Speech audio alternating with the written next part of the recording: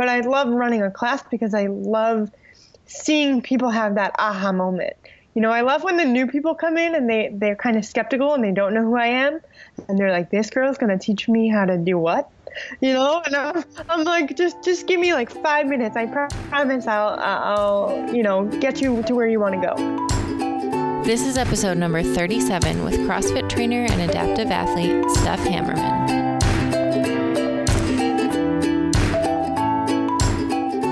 Welcome to Pursuing Health.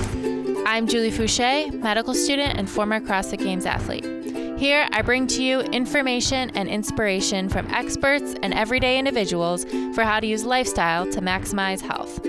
Thank you so much for joining me. Now let's get started with this week's episode. Welcome back to Pursuing Health. In this episode, I sit down with Steph Hammerman, who many know as an adaptive athlete and CrossFit trainer. However, Steph is currently in the middle of a very tough battle with lymphoma. She was gracious enough to give us all a glimpse of what she's going through now and how she's been able to consistently overcome obstacles since she was born. A little bit of background about her. She was born 3 months premature and has been defying the odds of what it looks like to live with cerebral palsy ever since. She had a background in hand cycling and finally stumbled upon CrossFit in 2012. It wasn't long after that she became the first female adaptive athlete to earn her CrossFit Level 1 trainer certificate and began coaching. I first watched Steph compete in 2013, and since then she has worked to advocate for opportunities for adaptive athletes to compete at large events, including the first ever adaptive athlete division, which occurred at Wodapalooza in 2015. A few months ago, Steph was diagnosed with lymphoma, and she's currently living in New York while she undergoes her chemotherapy treatments. I caught up with her a few weeks ago to discuss her journey and how her positive outlook and refusal to take no for an answer have led her to become such a great example for others. Before we get started, I have a few quick reminders. First, if you're enjoying the podcast, please head over to iTunes to subscribe and consider giving it a 5-star rating.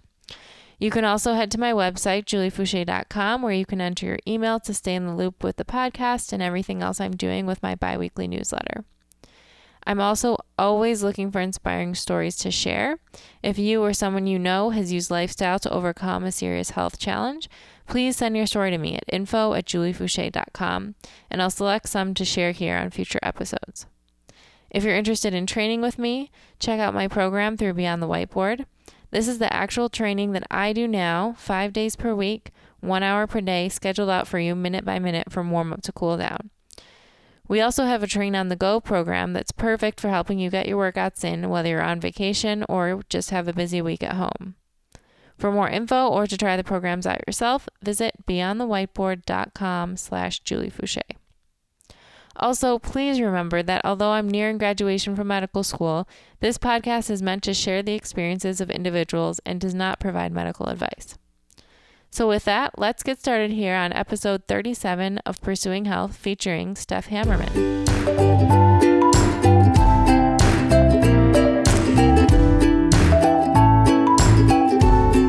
Welcome back to Pursuing Health. I'm here with Steph Hammerman, otherwise known as Steph the Hammer.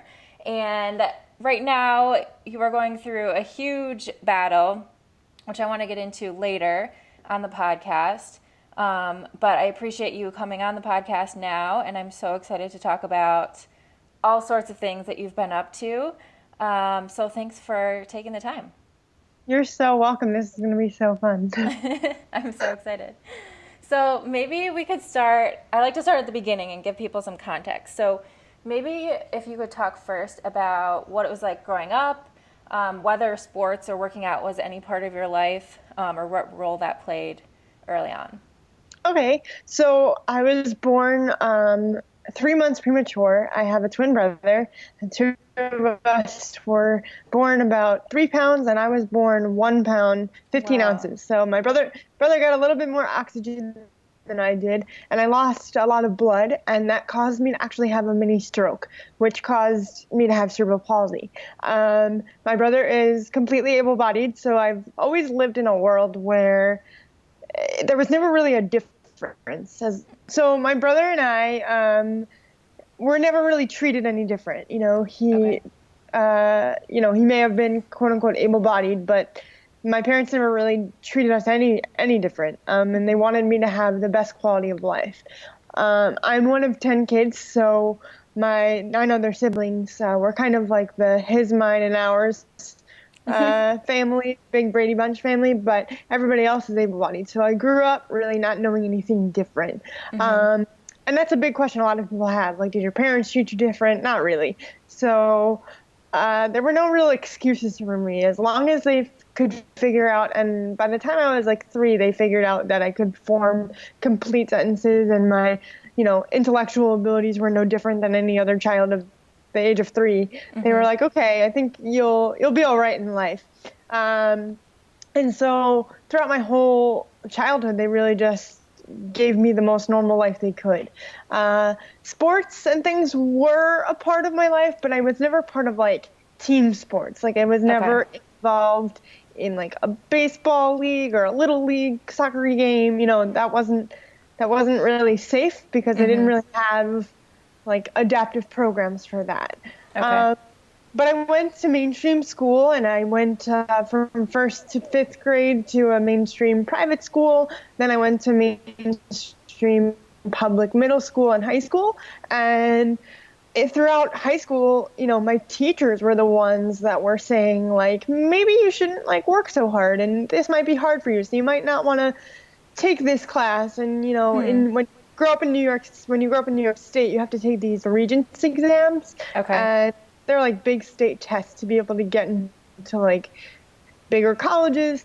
And so they kept telling me, like, you don't need to get a Regents diploma. Like, you'll be all right with just like a regular diploma. And I'm like, no, like, I want to, I need to try to achieve this. And if it's completely impossible, we'll figure it out. But let me at least try it. So it was kind of cool because from 1st grade all the way to 12th grade, I was the only physically disabled child in the entire school district. Wow. So they didn't really know like what to do with me, especially when it came to phys ed.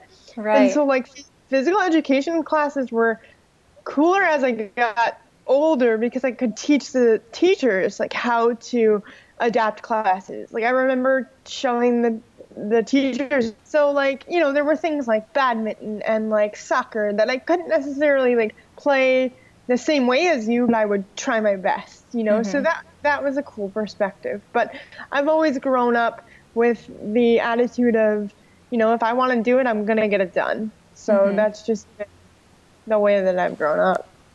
And it's amazing to hear from you that you were the only one in your district, because really you have been such a trailblazer from the beginning, and having to do that all along the way, and kind of create your own path and teach other people. So it's interesting to see how you've been doing that from a young age. I still go back to my high school sometimes and help the teachers in the phys ed class. I've been back twice now, and I show them different adaptive movements that they could be doing with the kids, because a lot of the high schools now are taking on strength and conditioning, right? And some kids happen to, whether they have some sort of learning disability, developmental disability, or, a physical challenge, some of the teachers don't know how to deal with that. And so I've gone into my high school now twice and worked with them on different like strength and conditioning movements and showing them kind of the things that they can incorporate into class. Wow, that's awesome to come full circle like that. I know, right? So tell us then how you initially found CrossFit and started getting into CrossFit. All right, so May 3rd of 2012 was my first day ever walking into a CrossFit box. I had found CrossFit because I was a competitive cyclist for about 2 years before I did CrossFit. Wow. And I was kind of bored. I was bored with the whole like treadmill, elliptical thing. I had worked with a trainer for quite some time, but I was a little bored. So my friend was a coach my friend from college was a coach, and she said, why don't you come to my gym and we'll see if we can, figure something out. Yes, I walked into CrossFit Hardcore, and I met with the owner. His name was Scott Lefferts, and he's kind of that tough love coach. He's this, on the outside, he just looks like this guy that would just be angry and mean and, just tough, right? And when I met him, I looked at him and I was like, listen, I take this really seriously. I don't really know much about it, but I would really like to try. And he said, all right. And we talked for probably like an hour and a half. And then he was like, you want to work out? And I was like, all right. So we did some small workout just to see what I could do. And I'll never forget, one burpee took almost like 25 to 30 minutes. Wow. Because I didn't have the strength or the ability to know how to get up that way. And so Scott and I really started to figure stuff out on our own. Because you got to remember that I was the first person with cerebral palsy that I knew of doing CrossFit. So I didn't know anything. Like I just made things up. I couldn't be like, hey, Julie, how do you do box jumps? Right. That doesn't make any sense. So, so we worked really hard to kind of start to figure things out. And little by little, I was like, hey, maybe I should start filming this so that I can see how I look in the future. And then I posted it on social media and I was like, man, this could be helping somebody else. And that's kind of how the platform started.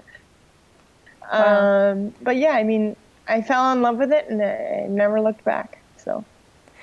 And what are some of those changes that you noticed right away in the first few months or the first year that you started doing CrossFit? Do you remember any of the benchmarks or, how long it took you to be able to cut time off of your burpee or learn some different skills? I started going to him.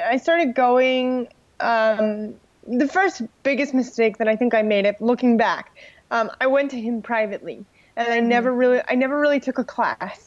So when an adaptive athlete comes to me now and they're like, I have cerebral palsy or my daughter has CP and I don't know if they can do this, the biggest thing I say is have one private conversation about your abilities and the things that you think you can and can't do, and then talk about inclusion, because I missed out on a good 8 months of inclusion. And I remember I went probably a year into CrossFit, almost a year into CrossFit. I went to Virginia to CrossFit Rubicon, and I met Chef and his crew, and he was the one that looked at me and said, so when are you going to coach for me? And I was like, what are you talking about? I've never even been in a class. And he was like, okay, when are you going to get in a class? And that's kind of how that all started. But when it comes back to benchmarks, just picking myself up off the floor was a big deal. So I think it took me about a couple weeks to really gain some strength. CrossFit makes you fearless, because you have the person in the gym that even if you're not working out with them, you're working out with them because you want to show them hey, this is what I can do versus hey, this is what I can do. And honestly, a lot of those movements that we came up with happened because, and I know I sound so crazy, but it happened because I had dreams.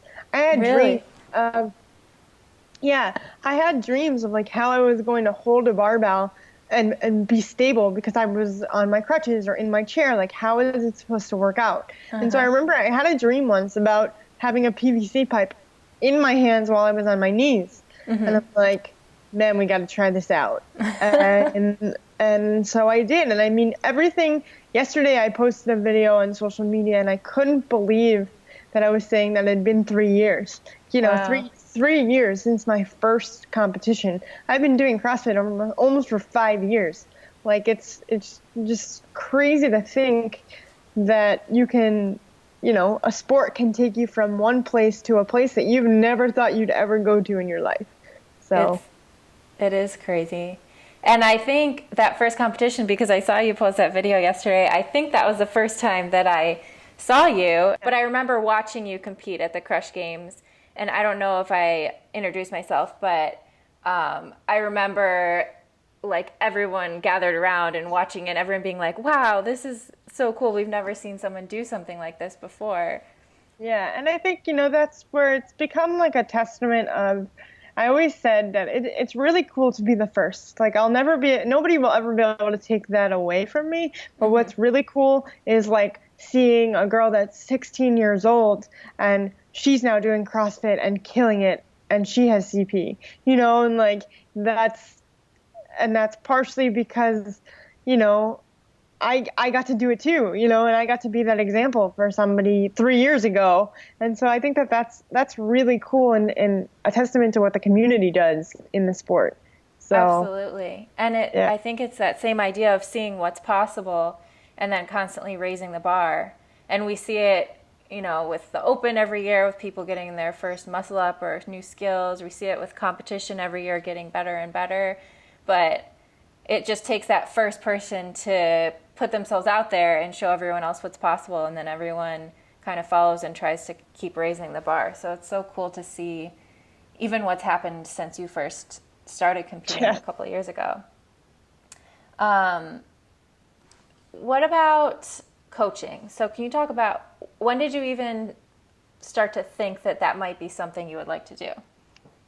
So I was about 6 months into it, and I just loved the idea of teaching somebody else, like, your perspective on something. Mm-hmm. And I didn't know there were other, like, adaptive athletes that were coaches.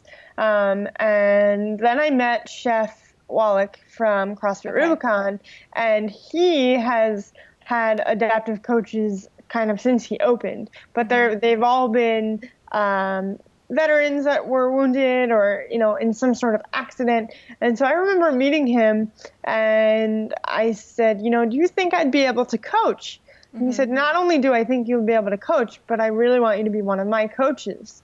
And I really owe it to him for giving me the opportunity to be a coach. I have to tell you that I've now been coaching for almost 4 years. Yeah, about 3.5 years. Okay. And I didn't become really good at what I do until I stopped, like, regurgitating information. So I kind of look back and like I think about my level 1 and my level 2, and like I always wanted to just do what like the level 1 people do. And like you don't learn until you really start making mistakes. And I'll never forget the moment that I truly started calling myself a coach was when I taught a very tall man how to double under. And it clicked for him, and we both looked at each other and we were like, holy crap, that just happened. Like that was the moment. And I used all my own cues. I created all my own visuals, because you have to remember, I'm speaking from a perspective that I will never know. I will never know what it feels like to hold a rope in my hands and jump at the same time, because that's physically impossible. Right. So for me to be able to look at a grown man and say, hey, I'm in a wheelchair, but I'm going to show you how to jump rope, and then I'm going to show you how to move this barbell. It's a big deal. And I remember one of the other coaches used to say to me, it takes a really long time to become a good coach, and it takes an even longer time to become a great coach. But one day you'll be an excellent coach.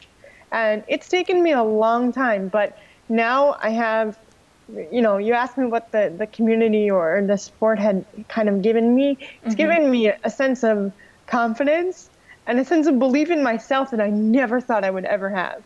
So when I roll up into a new gym, I haven't been coaching, and we'll get to talking about that a little bit later, but I haven't been coaching for 4 months, and I'm going stir crazy, and it's not the point of like, yes, do I love running a class because I love, the leadership aspect of it? Sure. But I love running a class because I love seeing people have that aha moment.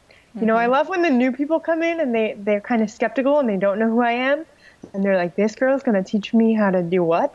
I'm like, just give me like 5 minutes. I promise I'll get you to where you want to go. And so that's kind of my favorite thing. My other favorite thing is being able to take somebody's perspective and turn it on its head, right? Where like my grandpa is almost 80 years old, and he does, his versions of CrossFit. And he loves the sport. He loves the people in it. He loves the community because of what it's done for me. And he's seen the changes in my own body. And he started working with a trainer that is a level 1 trainer. And so he has the perspective of what CrossFit can do at any age. So I think that that's been really cool. That's really cool to be able to share that with him too. Yeah, it's fun. You talk about having to change people's perspective and kind of having to earn their trust as a coach. What are some of the techniques that you use or that you've learned to try to do that? Well, people first look at me and I let them have questions. So if they have never met me ever before in their life, I explain to them who I am and what they visually see. So they see a wheelchair, they see like, why am I in this chair? So I explain it. We spend about 5 minutes on it, and then I'm like, listen, this community has changed my life and I'm ready to help you change yours, right? And you joke with them, and I make very visual cues on certain movements. So like when it comes to like double unders, one of my biggest cues is talking about Winnie the Pooh and his best friend Tigger, right? And how does Tigger jump? He jumps on his tail. His tail is a spring, so you kind of make things like really visual for somebody so that they're able to go, okay, I have my Tigger feet on and I have to do what? So I'm very animated when it comes to that, but also earning people's respect and asking them, like, what are they nervous about? Do they have any questions for me? And if they don't feel comfortable, what makes them not feel comfortable? And is there anything I can do to change it? So I think that that's been one of the biggest things that I do to kind of get people more comfortable. And I think now the perception used to be, oh, I don't want to hurt them, right? I don't want to hurt an adaptive athlete's feelings, or I don't want to hurt them physically. And now they look at us and they're like, wow, we don't want you to hurt us. They're a little scared of you, probably. But I think that, and especially like, with everything that happened with Kevin's accident, I think the world is more open-minded now to the amazing things that adaptive athletes can do. I don't think it's a surprise now when you have an adaptive athlete that becomes a coach. It's going to take a while for people to, truly, truly accept it. But after it happens, it's a pretty cool transition. My athletes trust me just like they would trust you. So it's really cool to see, and to see what you've done. I'd love to take one of your classes one day. Yeah. Because I think it's so interesting, to see everyone's different coaching styles, and then the way that you adapt and the way that you make other coaches better by sharing the different methods that you develop. I have to use a lot more verbal cueing and a lot more tactical cueing than most coaches do, right? So which is difficult. I think most people tend to rely more on their demonstration or their visual cues, because that's what generally what they're most comfortable with. So I think it's much more challenging to come up with good verbal cues and good tactile cues. And it's cool to see all the things that you've done with it. Yeah, I walked into a gym once in Michigan, and this girl had been following me on Instagram for a while. And I just had walked in to see the lay of the land. I was doing a speaking engagement there. And after the class was over, she asked me if I could help her. And I'm like, what? And she's like, yeah, I just became, a level 1, and I would really like to see if you could just kind of help me out. So I was like, okay, cool. So we were going over the cleaning. Okay. And she was doing great with the PVC, but I said, hey, I have a question. Can you teach that without using a PVC? And she was like, I don't know. And I said, well, you want to try? I took the PVC away from her, and you would think that I took her voice box away. She had no clue. And it was just because people are so used to picking up a bar and saying, this is where you put your feet. This is where, the bar goes between your shins kind of thing. And it was just so interesting to see her perspective. And the minute I put the PVC back in her hand, she was comfortable again. So I challenged her and I said, I'm going to come back, in the next couple of days. I would love to see, the way, if that's changed for you. And she came to me the next morning and she's like, oh my God, you'd be so excited. I taught a class without using the barbell. So that was fun. That's really cool. Yeah, it was cool. It's like being out of your comfort zone. That's how you grow. It's true. So then we talked a little bit earlier about competition, And I know you said you competed in cycling prior to CrossFit, but when did you start getting that competitive itch again, or decide that you wanted to try to compete in CrossFit? Well, I lost, excuse me, I lost one of my best friends when I was 16 years old. And his name was Scott. He was born without any arms. And he played basketball with his feet. He was competitive. Wow. He was super competitive.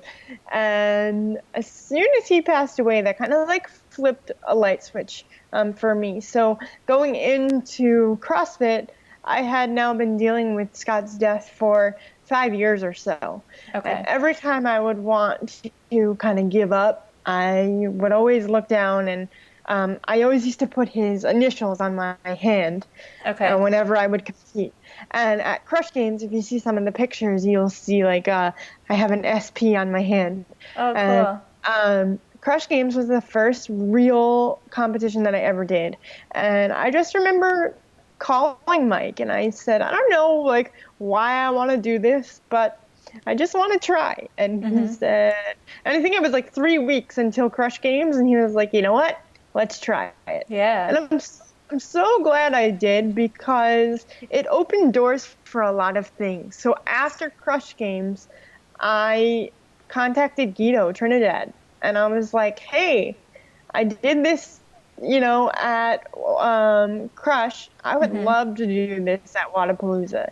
And I remember it was myself and then my friend Natalie, who she's actually going to the Paralympics this year in Rio. Oh, wow. But she has her leg amputated. So I said to her, maybe we should try this. And she and I were the only two adaptive athletes there, but I was the only one competing in a completely scaled division is what I called it. Because I would scale division. And I remember saying to Guido, I want this to be a thing. I don't want to be the only one competing all the time. And that kind of opened the doors for what, competitive competitions look like now.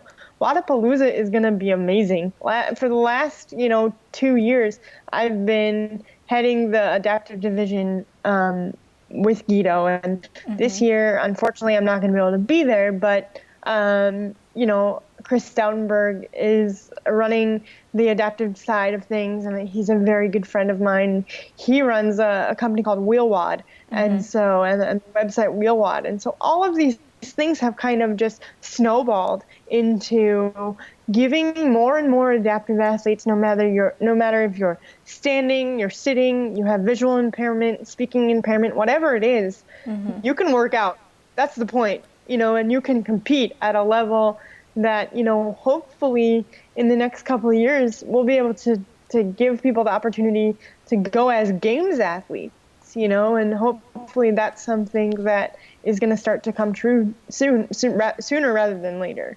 But yeah, I think that's kind of the whole thing started with really wanting to prove to myself that I was good enough. And then, making Scott proud, because when he passed, I had lost a big part of my life, and he gives me that competitive edge every day to fight. Even the fight that I'm fighting now, I'm still competitive at it, because it's something that we're just trying to beat, and it's been a good reminder every day. So that's good. Well, I'm sure he is looking down, smiling, and very proud of everything that you're doing.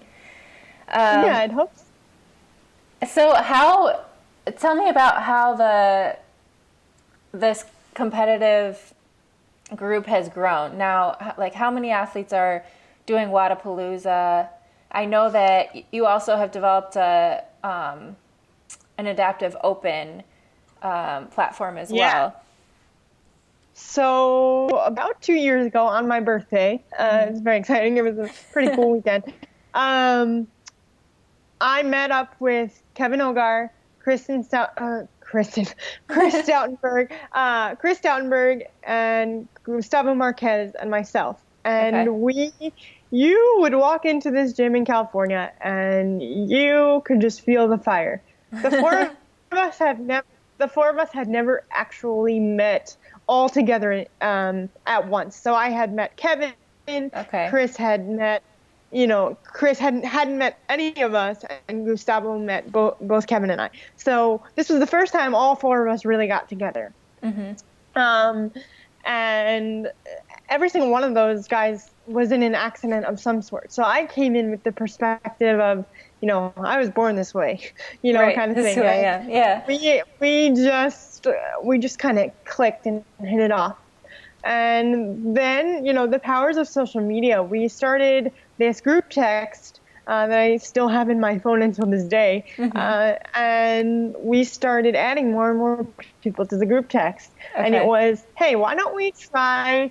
And we put together a wheelchair gang Wednesday workout one day. This was like the beginning of it. We're like, Okay. why don't we post a workout every Wednesday, and we'll call it Wheelchair Gang Workout Wednesday, and we'll see who else wants to do it. Yeah. And so a few weeks later, we were like, why don't we do this every day? And then we started doing workouts on just each other, and we started posting them on social media. And then we'd be like, well, this sucked, but that was amazing, like, even though it was horrible, it was awesome. So we started posting more and more. And then Chris came up with this idea. He launched wheelwad.com. And he's out of Canada. And so we started giving him workouts to post on Wheelwad. And more people were coming out of the woodworks. And it became this like snowball effect, because you have people like Chef in Virginia who are dealing with Crossroads Adaptive Athletic Alliance, which is a wonderful organization and has a really cool focus, but a lot of focus was on amputees and things like that. So this gave the wheelchairs, or the wheelie community, as we like to call it, a place to kind of go. And every single day the population was growing. So you asked about Wodapalooza. I think this year I just got a text from Chris that said he had 60 athletes registered for the qualifications, which is cool, because they're going to do all different sorts of scaling divisions, RX divisions. So it's been nice to try to find that breakdown of how do we make it RX? How do we make it scaled? How do we break it down so this person doesn't feel ostracized? And so it's been a really cool way to do things. And so you'll have a standing division, and you'll have a seated division, and all different breakdowns of how that's going to work. Like I said, unfortunately, I won't really be there this year, but I'll try to be as involved as possible. So the community has grown to a number that I can't really tell you, which has been nice to know, because it's probably in like the hundreds, if not maybe 1,000 people. But I think also these organizations are giving coaches, like able-bodied coaches, a better perspective. So when somebody comes to their gym and says, hey, I'm an adaptive athlete, it's not like, oh, hey, cool, go in the corner and you do your, one-arm curls, No, come join our class and we'll figure it out. So that's amazing. So, and that's wheelwad.com where people can find that? Yeah. Okay. Well, everyone can go to wheelwad.com. It's completely free. It's just a free blog site, website for people to go and get information and get different workouts. And there's video breakdown, and sometimes you'll see me do a video, sometimes you'll see Kevin do a video, and Chris does a lot of videos. So, yeah. Amazing. And I have to ask, what is it like to be in that group that you're kind of your core group? What is it like to be the only female? well, luckily, I'm not the only female now in the entire group. Right. But in my core group of guys, I have the best brothers in the world. These boys have my back.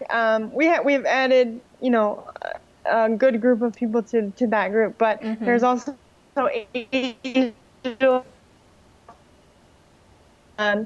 Texas, and so we're all talking to each other almost every day, and especially now since I'm going through stuff, I hear from these guys every single day, and they're like my big brothers, and yeah, we give each other crap all the time, and we poke fun with one another, but the coolest thing is to know that they're just people. Everybody is just a person, and we're just a special group of friends, which I really like. Friendship is not something that comes easy, and when you find really, really, really good friends, you got to hang on to them.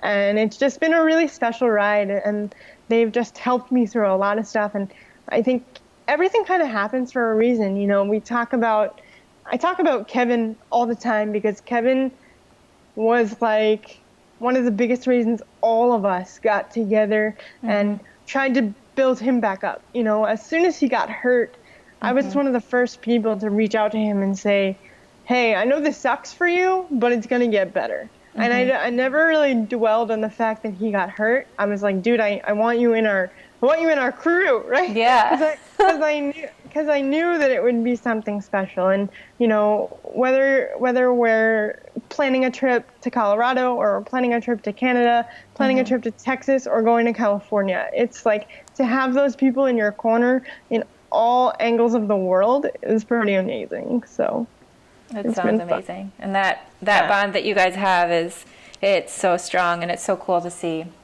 how you support each other. Being the only girl can be rough sometimes. I'm not gonna lie. I can definitely hold my own. So. Awesome. Okay, well, we've been referencing a little bit this battle that you're going through now. Yeah. But you got some pretty terrible news back in May. Can you tell us what you are facing? All right. Well, it's actually kind of surreal to think about what I was doing beforehand. I had left on a trip to go hang out with Rich Froning, to go work with Chris Henshaw and do some things for his aerobic capacity program. And I left for that trip on April 18th. Okay. And I went and hung out with Rich and his Mayhem crew. And on, I think it was like the 22nd, I think it was like the 25th, Chris had scheduled a workout for us to do. Okay. And Chris throws workouts at me all the time. And I'm like, yeah, this is going to be great.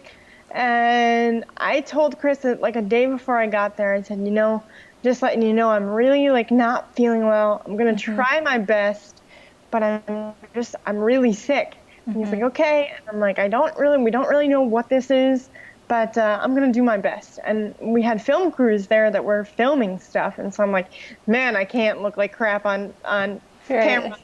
But so we did this workout. And to be honest with you, I couldn't finish half of it. And I remember sitting down with Rich and I said, I don't know what's wrong with me right now, but I think something's not right. And I'm not really a religious person, but I'm friendly with him, and I know he has like some.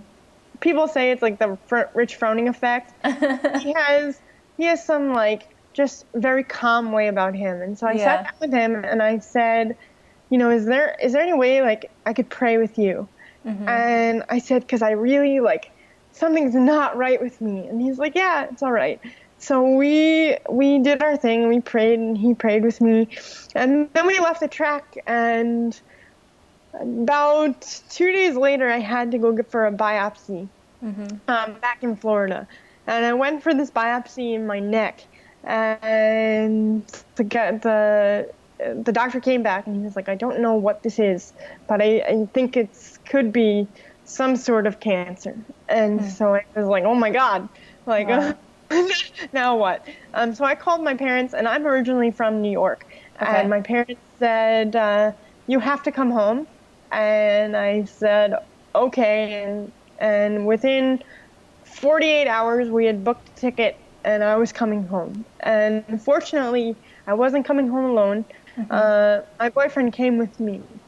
We thought that we were going to be there for a week.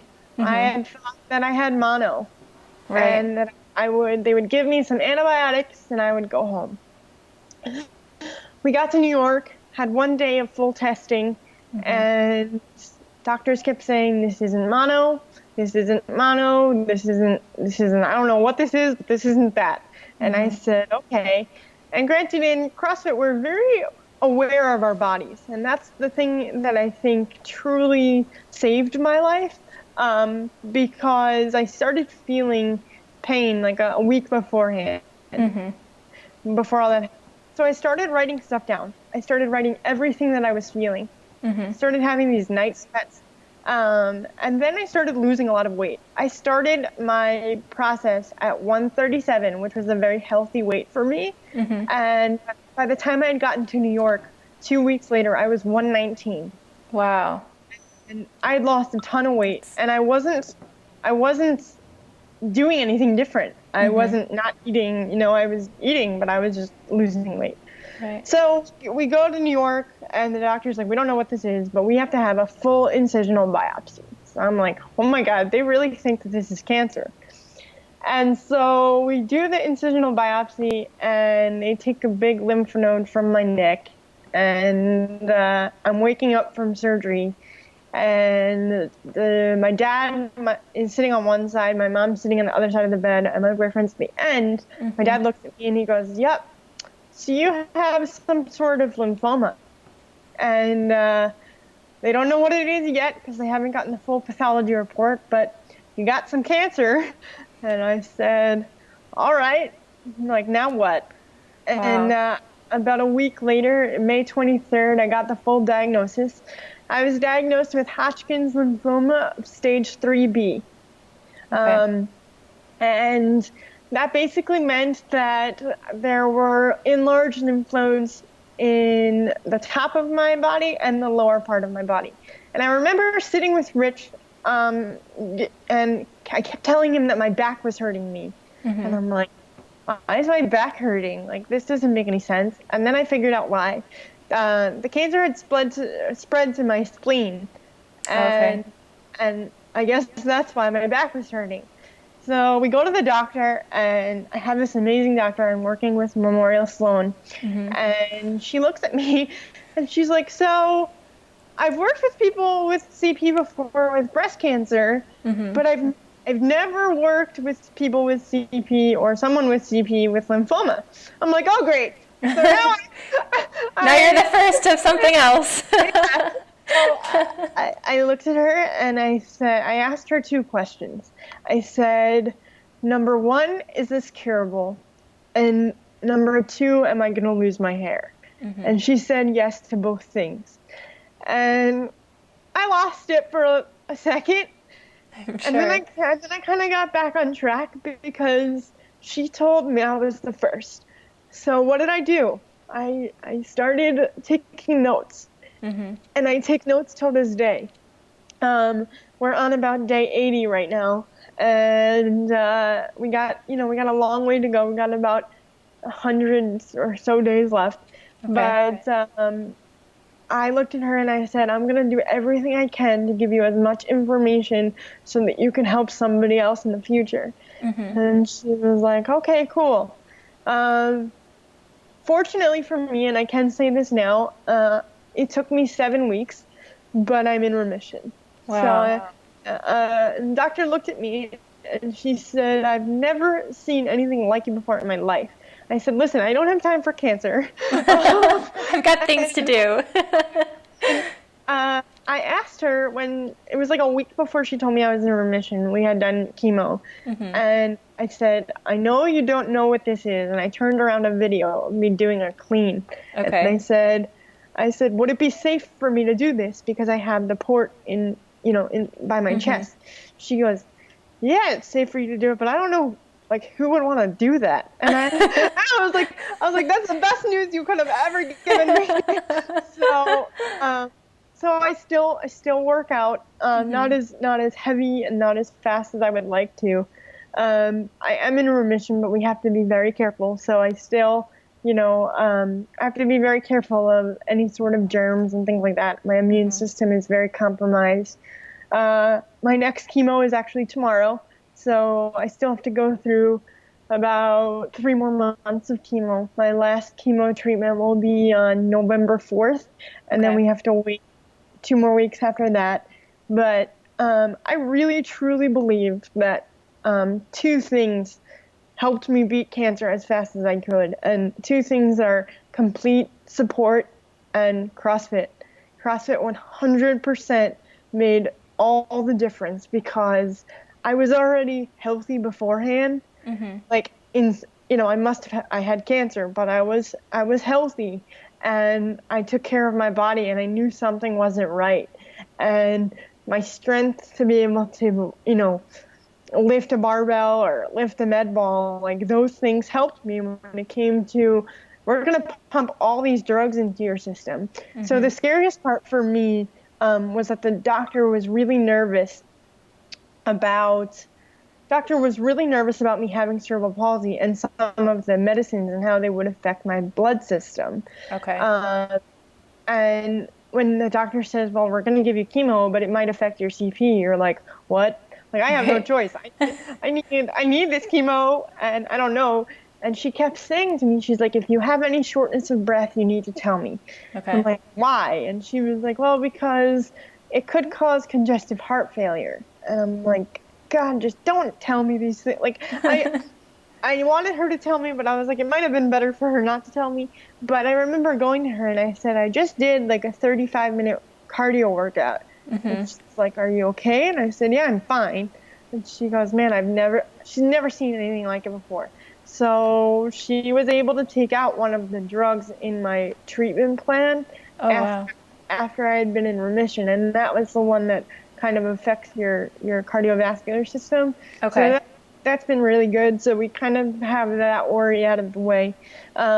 We're a little bit worried about like the neuropathy in your feet and hands. And for people that don't know what that is, it's like the tingling in your fingers could happen in your feet. And she said that could affect like the way that I walk. So I've been doing chiropractic work while I'm going through chemo and taking all these precautions, and I'm doing really well. So it's more about, I think it's more about the mental side of things. Another thing that people don't realize is the doctor's doing something pretty amazing. She's putting me through early menopause. So I have the benefit of like freezing my eggs or freezing my entire ovary system so that I could hopefully have a baby in the future, which will be really cool. But we didn't have time to wait 6 weeks. So, because that's the egg retrieval process takes 6 weeks.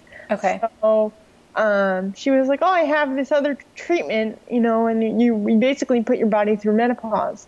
I'm like, okay, like that's fine. I didn't know what like all of that entails. That entails a lot. So now you're going through menopause and chemo. Yeah. So and my poor boyfriend, I really think he's like the greatest thing on the planet, because my emotions have just been so out of whack and everything has just been up and down, and I can cry at the drop of a hat and feel freezing cold and feel hot and all those things all at one time. So it's a lot. Yeah. It's amazing that you've been going through all that, but yet still obviously doing different types of workouts, but still able to do some workouts. Can you talk about, and you talk about like how you're able to listen to your body and kind of know what's appropriate, but how do you make those decisions about when is it okay to work out? How far do you really push yourself? So one thing that I think is important to me and why I love the fact that we're doing this today is that I want to tell people that cancer doesn't always come with a death sentence, right? It's not beautiful, and it's not something that I would ever wish on anybody, even my worst enemy. But it doesn't have to suck all the time. And so I have about 4 days. So chemo happens on a Friday, and then I have until like Tuesday until I feel pretty good to go. Okay. In the beginning, it was a lot sooner. The turnover was like 1 or 2 days, but the treatments are cumulative. And as like a medical student, you know all these different kinds of terms and things. But I'm learning so much about the body, and I learned very quickly that I can't fight the fact that I will gain some weight. So right now, I look at myself in the mirror and I don't really love it. It's hard. But I know that I'm going to get back to where I want to be. But you asked me like how I know. So if I can wake up before, like, if I can wake up at like 7:30 and feel energized, I know it's going to be a good day. So it kind of makes you feel like you have a cold sometimes and you just want to like lay in bed. Right. I try every day to get out of bed by at least 9 o'clock because it's just not healthy for you to be in bed all day. But the other day I felt really, really good. and I went to the gym and, I did very light presses, and it was funny because I looked at that video that I posted the other day, and 42 pounds was like my PR, right? And yes, 2 days ago I picked up 42 pounds and I felt like it was a PR. So that was kind of cool. But yeah, I mean, I have good days and I have bad days, but the chemo treatment is every 2 weeks. So it's normally the first week is kind of all right, and the second week is my good week. So I try my best to have the good, on the good weeks, really trying to work out. I've been working with Dusty Highland in California. He's a really good friend of mine, and cancer has touched his life more than I would ever wish on any person. And I remember saying to him, I looked at one of his workouts that he was doing, and I was like, hey, like, would you ever want to help me program while in chemo and figuring things out that like maybe we could do together, because I don't like just sitting here doing nothing. Right. And so it's been, a back and forth. He'll be like, you feel good today? You want to work out today? And I'll tell him ahead of time, can you write me like a little workout? And they're not just little workouts, like his athletes don't mess around. So, but I'll take his workouts and I'll scale them to my ability, and then I'll send them to him.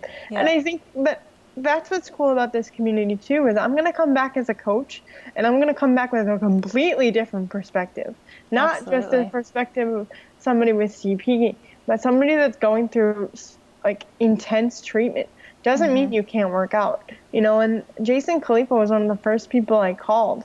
And luckily, I have a great relationship with him, and I called him and I said, you're one of the first people to know this, but I have cancer.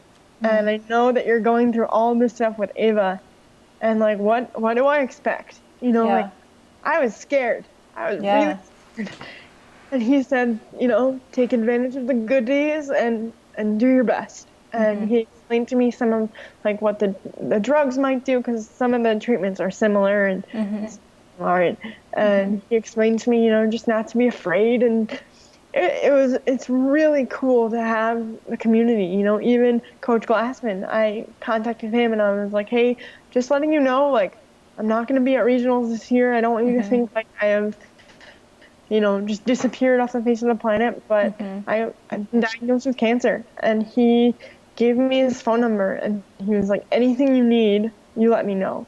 And it's just been cool. Like, everybody has just been so supportive, and you don't realize that, like, I never realized the impact that I actually, like, had in the community because it was the weekend of regionals, the East regionals that I found out. And a lot of my friends are competing. So I didn't want to ruin their weekend, so I waited until the end. And at the end, I called Noah Olson and I said, like, hey, like, I just want to let you know, like, this is what we're really going through. This is why I'm here. Every single person was like, we really missed you. We really missed you at regionals. We really missed you at the games. And, like, just makes you feel good, Yeah. It really makes you feel good.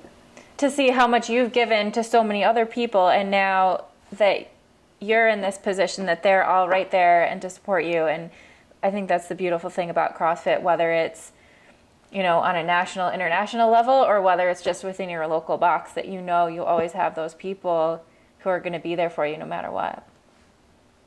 Yeah, when I found out I got diagnosed, everybody wanted to know how they could help financially. And luckily, I'm so blessed. I have a family that has the resources to give me any of the treatment that I need. So I didn't need anything financially, but the one thing that we did create was the one more rep for the hammer hashtag. And what that did for me, and what that still does for me, is when people post a video during my chemos, like tomorrow, I'll pull them out and watch all the videos just to keep me like in good spirits, because when they're poking and prodding at you and you're, taking in all these drugs, it's like, it sucks, And so I asked my friends and the whole community, when you're doing a workout tomorrow, just kind of, do an extra rep for me, because I can't right now. And I've gotten so many people that I don't even know that have just been like, keep it up. Like, I don't even know you, but you're awesome. And like, you got this. And even when you go through remission, like even when they tell you you're in remission, I thought like that was the end. Like, okay, cool. I'm going to feel awesome. Right. And then the doctor was like, yeah, not so fast, you know? We're not quite done yet. Yeah. So it's, you know, it's been really nice to be able to know that I have made that impact, and I get to, you know, be friends with people like you, and it's just nice to have that. So it's amazing. Well, hopefully everyone listening to this podcast will make a post and do a couple of extra reps for you next time they do a workout. That'd be awesome. So I have a few questions that I ask everyone on the podcast. Sure. First one is 3 things that you do on a regular basis that you think have the biggest positive impact on your health. 3 things I do on a regular basis. Number 1, I try to work out right now on a regular basis. That and even before this, that was my Steph time. You know. Yep. Number 2, I listen to some music because I love music. I don't do anything without music. I love that. Yeah, and number 3, I laugh a lot. My boyfriend is one of the funniest people I've ever met, and he makes me crack up laughing. So it's been that's been a really big help for me too. So I try to laugh every day. That's so important. And what kind of music do you like? It's funny because we just talked about this, but I love country music. I love hip hop, R&B. I love all different kinds of music. So okay, you like to mix it up. I do. Awesome. Is there one thing that you think would have a big impact on your health, but you have a hard time implementing it or doing it on a regular basis? Well, I've learned over the 6 months, or over the time that I've been here, so like 4 months, that relaxing is good for you. So I think I want to take that back with me. If there's one thing that I could take away from cancer, I think it would be kind of relaxing a little bit more and enjoying things outside of the gym. I just did a photo shoot for something, and that was like one of the most fun things that I could have ever done, and I never really do that. And not to say that it has to be a fancy photo shoot or anything, but like just getting out and not really always touching a barbell. I think that we get so focused on CrossFit and being part of the community that sometimes we forget that there are other things that, you know, people can enjoy, and you can like a couple things other than CrossFit. I think this whole experience has taught me that. Awesome. What are some of your favorite things to do outside the gym? Well, I'm learning to cook, so that's been fun because I spend most of my time inside right now. Yeah. So I've been trying to cook things, you know, mostly paleo, mostly healthy. I have a really big sweet tooth right now, and they say that that's normal, but I'm also nut free, so because I have some nut allergies, so I'm trying to learn like all these new like healthy recipes. Everything uses coconut oil and stuff, so I'm trying to find other variations to do that. So I cook. My boyfriend's an artist, so I've been trying to catch up to him and trying to learn how to paint a little bit. So that's been fun.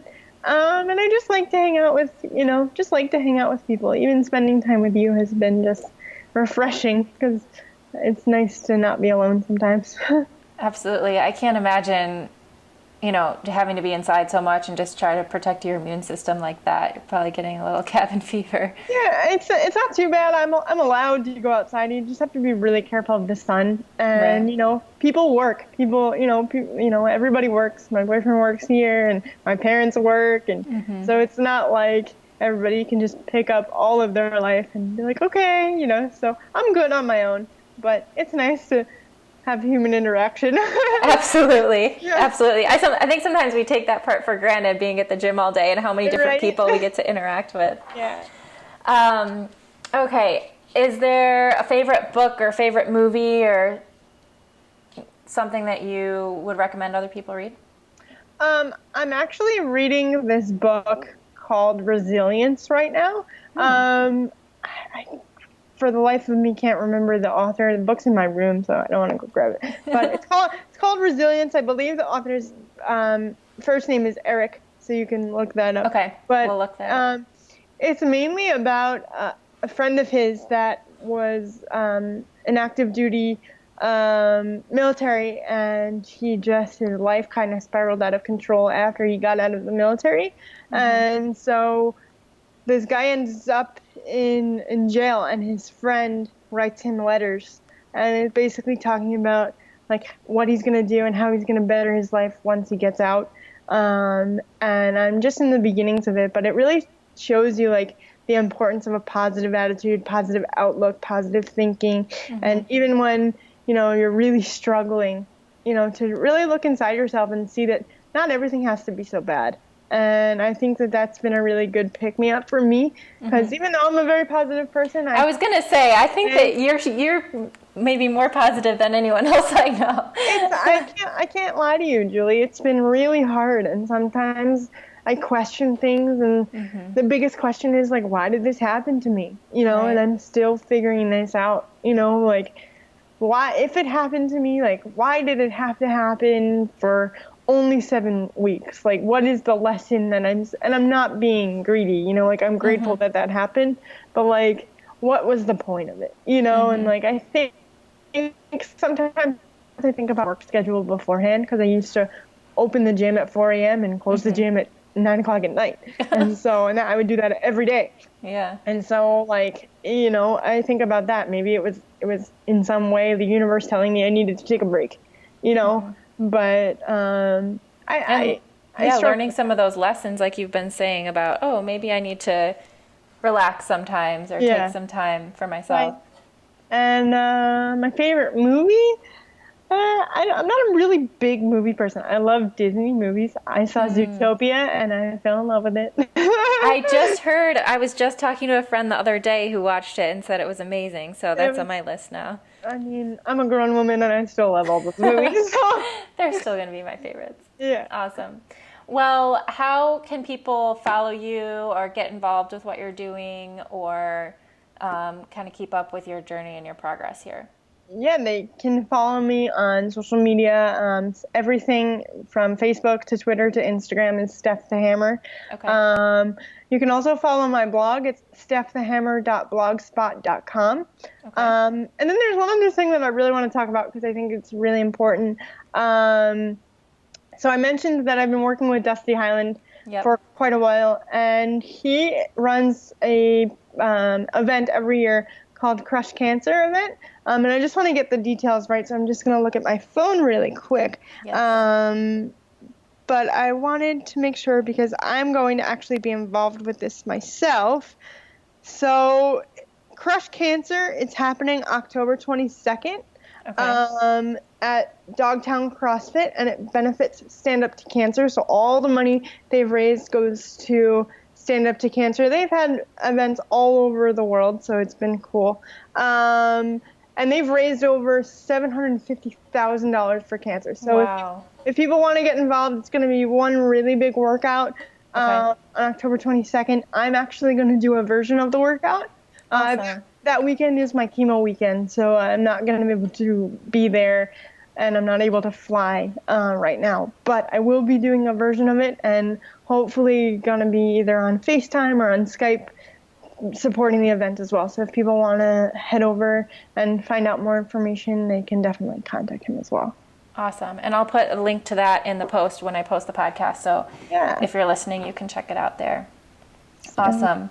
Well, I know I've heard you say that you don't always like to be called inspirational, but when you are, though you are incredibly inspirational, but you like to use that for a positive change. So you like to see people use that inspiration and then make a positive change in their life. So for people listening today, what do you hope they take away from this conversation and maybe apply to their own life? A few things. I hope that people, if you have never worked with or come in contact with an adaptive athlete, do that sooner rather than later, because the perspective is going to change your life. And I'm not just saying that because I am an adaptive athlete, but because it's happened to me. I've met so many different kinds of adaptive athletes that have so many cool stories and can teach you so many different things. So I think that's, number one. Number two is, if you take anything away from this, is make sure you listen to your body. because if I would have waited any longer, this would have ended up in my bone marrow. It could have ended up, being a lot worse than it actually was. And I'm so glad that, I felt something in my body. I knew something wasn't right. And I went to a doctor and I checked it out. I know it sounds super cheesy, but, you just gotta take care of yourself. And I know people are so afraid to go to doctors and so afraid to, hear that something might be wrong with them. But I'm still sitting here. I'm still sitting here talking to you. So it's better than planning my funeral, And that's kind of the perspective is I'm very lucky. And now that, I have this complete different perspective, I get to give it to other people. So my biggest hope, if anybody's listening, I hope that, once this is all done, that somebody will give me a job. So that'll be, that'll be nice. I haven't coached in a while. No, but in all seriousness, I still love it. And I can't wait to get back and be a better coach, be a better athlete, and just be a better overall person and a healthier person. Going back into it. So amazing. Well, I don't think you'll have any trouble finding a job when you're ready for one again. And I can't wait to see all the things that you continue to do and to grow and develop this community and make other people's lives better, because I know that you've been doing that. You've done that already for a lot of people, and you continue to do that. And I think you're one of the greatest examples of having that positive attitude and of always looking at things that you're able to do and that you can do rather than dwelling on challenges or, thinking about the negative. So I know that's something that I take away from this conversation for my own life as well. Thank you so much. I really, really appreciate that. Well, thank you again for opening up and for sharing so much about your journey right now. We're all behind you, and we, wish you the best for the next 100 or so days that you have left to go. And we'll be supporting you. We'll be doing our extra reps for you, and can't wait to see you back in the gym. Thank you so much. Thank you so much for tuning into this episode. Steph is always so generous in sharing her story and her experience, and it's so hard to see her going through her lymphoma treatments right now. Like she mentioned, the CrossFit community has been amazing in supporting her, but you can continue to help. Tag a photo or a video of yourself performing one extra rep in your next workout with hashtag #1 more rep for the hammer. She looks at these before her chemo treatments and draws a tremendous amount of inspiration from your support.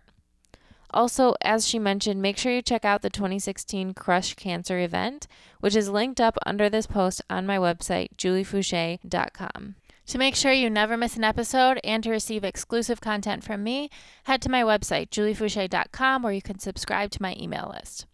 Also, don't forget to share your stories. If you or someone you know has used lifestyle to overcome a serious health challenge, please email me at info@juliefouché.com.